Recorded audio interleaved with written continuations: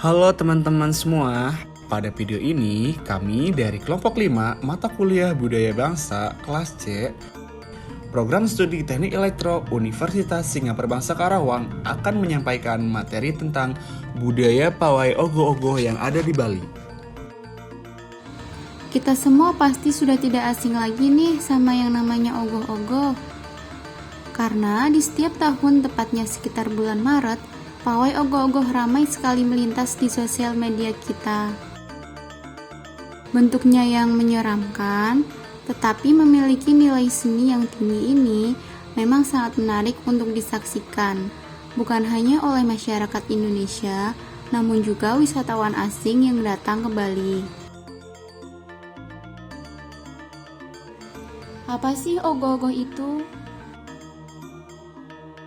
Nah, ogoh-ogoh adalah karya seni patung dalam kebudayaan Bali yang menggambarkan sosok buta kala.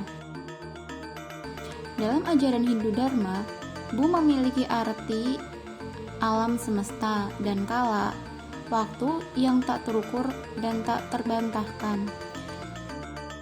Jadi, apa sih buta kala itu? Buta kala yaitu sosok yang menguasai alam semesta pada waktu-waktu tertentu. Dikutip dari wawancara kepada Net TV Wayan Chandra, seorang budayawan praktisi ogoh-ogoh, ia menyampaikan bahwa ogoh-ogoh adalah suatu karya seni 3 dimensi, ditarik secara diusung bersama-sama.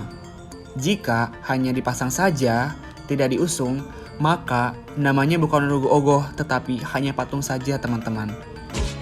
Ogoh-ogoh adalah suatu karya seni 3 dimensi, ditarikan secara ogoh-ogoh secara bersama-sama, maksudnya diusung secara bersama, baru disebut ogoh-ogoh. Kalau ogoh-ogoh yang dipasang begitu saja bukan ogoh-ogoh namanya, itu patung namanya.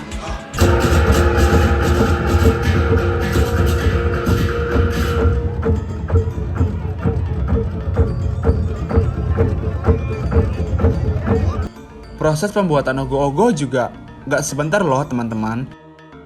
Bahkan bisa memakan waktu 1 hingga 2 bulan. Pengerjaannya dimulai dari pembuatan sketsa hingga jadi bentuk ogoh-ogoh. Bahannya terbuat dari alam seperti bambu atau kertas. Namun, ada pula beberapa ogoh-ogoh yang terbuat dari styrofoam. Intinya adalah ogoh-ogoh ini harus mudah terbakar, teman-teman.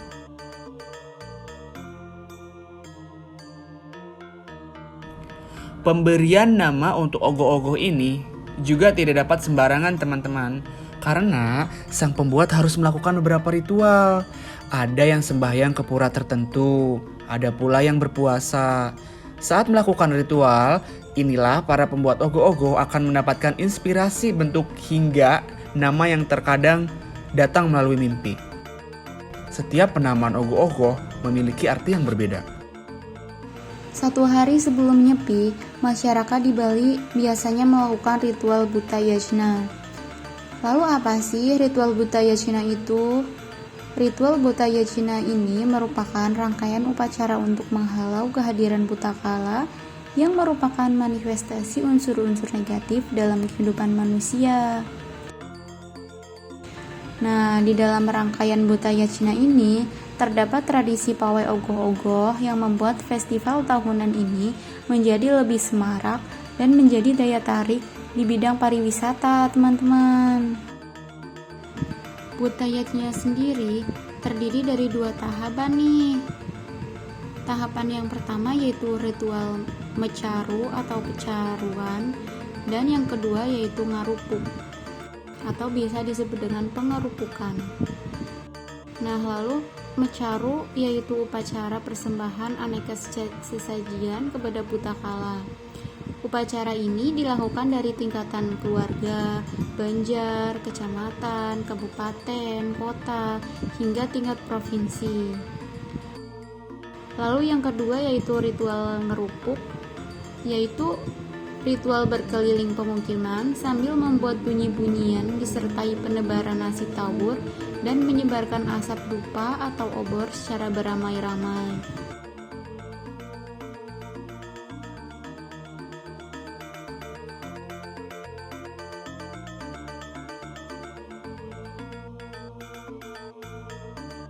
Ritual ini biasanya dilakukan bersamaan dengan arak-arakan ogoh-ogoh yang bertujuan agar putakala beserta segala unsur negatif lainnya menjauh dan tidak mengganggu kehidupan umat manusia.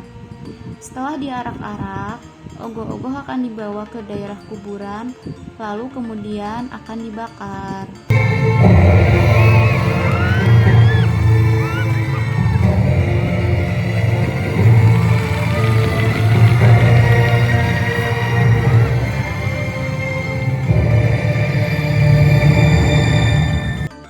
Belum ada data yang pasti terkait sejarah ogoh-ogoh dan sejak kapan ogoh-ogoh ada di Pulau Bali.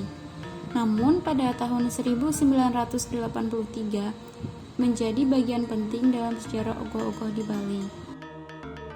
Karena pada saat itu baru dimulai wujud-wujud putakala sejak ada keputusan presiden yang menyatakan Nyepi sebagai hari libur nasional. Sebelumnya, pawai yang diadakan sebelum Nyepi hanya berupa pawai biasa tanpa bentuk ogoh-ogoh. Penamaan ogoh-ogoh diambil dari bahasa Bali, yakni sebutan ogah-ogah yang artinya sesuatu yang digoyang-goyangkan. Nah, tradisi ogoh-ogoh ini menjadi semakin populer pada pertengahan abad ke-20. Terutama berkat upaya seorang seniman bernama I Gusti Ngurah Gede Pamecutan. Beliau ini memulai menciptakan ogoh-ogoh yang lebih besar, lebih artistik, dan lebih rumit. Karyanya memperoleh pengakuan dan digunakan dalam berbagai festival di seluruh Pulau Bali. Nah, jadi sebelum adanya ogoh-ogoh ini sebenarnya dulu di Sesieta, antara Sesieta, Pedongo, dan Sidakarya itu ada namanya pawai. Tapi merupakan suatu pawai saling balas. Dalam artian di sana ada budaya seperti dipakai pengabenan, dibuatkan ogoh-ogoh seperti lembu. Itulah modelnya. Jadi saling balas kita pada satu. Tapi di daerah Taban sudah ada pada satu ogoh-ogoh. Dipakai pada satu adalah dalam pecaruan besar memakai ogoh-ogoh dua. Ditarikan keduanya itu, setelah ditarikan lalu dibuatkan upacara ke suang-suang.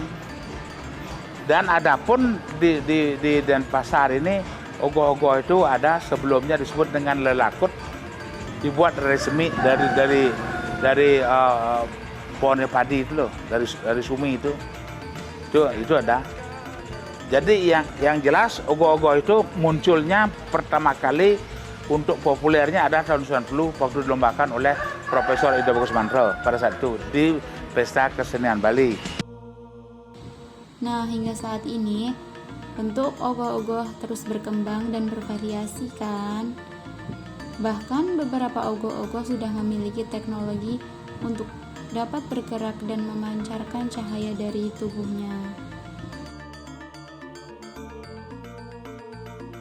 Secara nggak langsung, tradisi pawai ogoh-ogoh ini punya dampak untuk kita secara internal maupun eksternal loh teman-teman. Dampak internal yaitu tradisi ini diupayakan untuk menjernihkan diri seseorang atas apa yang telah dilalui, sehingga menjadi pribadi yang baik. Ketika perayaan Nyepi tiba, merupakan kesempatan bagi masyarakat dapat merefleksikan diri secara khusyuk. Mengingat pelaksanaan ini sudah menjadi suatu tuntutan adat istiadat, khususnya di Bali. Sedangkan apabila dilihat dari perspektif yang berbeda, bahwa ditemukan sisi-sisi lain dari tradisi ogoh-ogoh. Keberadaannya telah mengajarkan akan nilai-nilai sosial dalam skala yang lebih luas. Pada pelaksanaan tradisi ogoh-ogoh, terkandung nilai kerukunan atau keharmonisan yang tumbuh di masyarakat atas hidup secara berdampingan. Atas hal tersebut, membuktikan bahwa tradisi ogoh-ogoh juga memiliki dampak eksternal, di mana dapat terlihat dari pembuatan bersama pengarakan ogoh-ogoh yang menuntun pada karakter gotong royong bersama partisipasi dari seluruh kalangan. Keikutsertaan seluruh warga memberikan makna khusus bahwa dapat mewujudkan sikap toleransi terhadap sesama. Contohnya, tradisi khas umat Hindu ini terbuka untuk umum atau bagi para wisatawan tanpa membeda-bedakan. Secara tidak langsung, tradisi ogoh-ogoh tanpa disadari telah terciptanya nilai kerukunan atau keharmonisan yang tumbuh di masyarakat akan hidup berdampingan. Sebab, dalam tradisi ogoh-ogoh, melekat rasa kebersamaan sehingga memberikan dampak yang lebih dari sekedar sebuah kebudayaan. Dengan demikian, tradisi ini dikatakan sebagai media pemersatu sekaligus membawa manusia untuk menjadi pribadi yang lebih baik dan tentu dapat mengantarkan kemakmuran dalam hidup bernegara.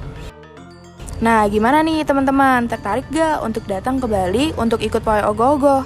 Sekian dari kelompok kami, semoga bermanfaat ya teman-teman. Dadah!